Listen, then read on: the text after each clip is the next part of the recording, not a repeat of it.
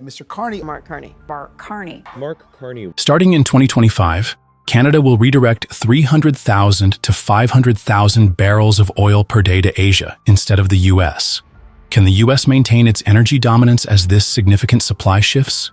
From 2025, Canada will begin redirecting a large portion of its crude oil supply to Asia via the Trans Mountain Pipeline.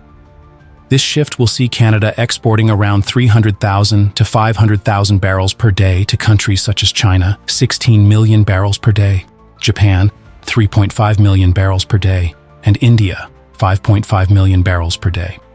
Asia is not only a potential market, but also offers a higher price, $5 to $6 more per barrel than the U.S., presenting a major opportunity for Canada.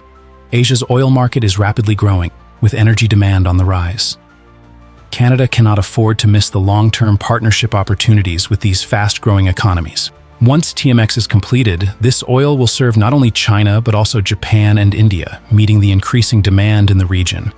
The trade relationship between Canada and the U.S. under President Joe Biden has faced several challenges. The Biden administration canceled the Keystone XL project, a crucial project that would have increased oil transportation capacity from Canada to the U.S. Additionally, tariffs and trade barriers over the years have raised costs for Canada and created uncertainty in the relationship between the two countries.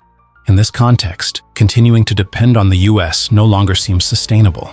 With fluctuating oil prices and increasing demand from Asian nations, particularly China, Canada has decided to redirect its oil to these new energy markets. This not only reduces Canada's reliance on the U.S., but also opens the door to higher profits from Asia.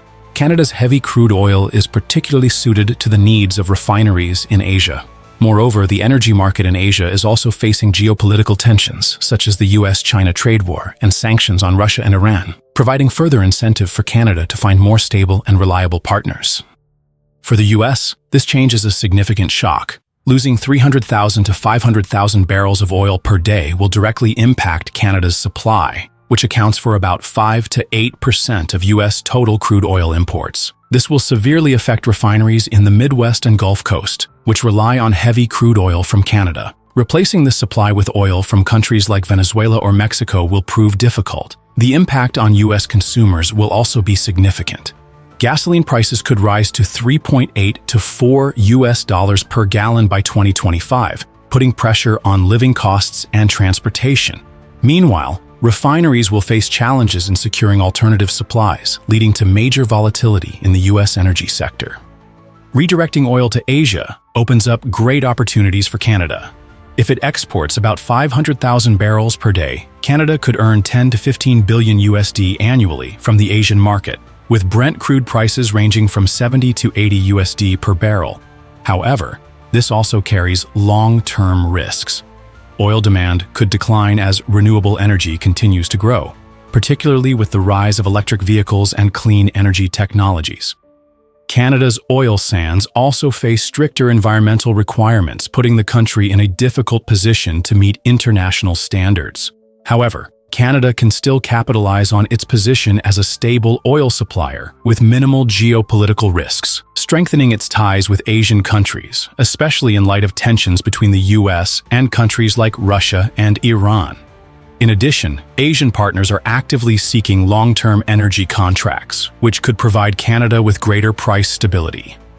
By reducing dependence on the U.S. market, Canada gains more leverage in global trade negotiations. As global energy politics shift, being first to adapt could give Canada a strategic edge.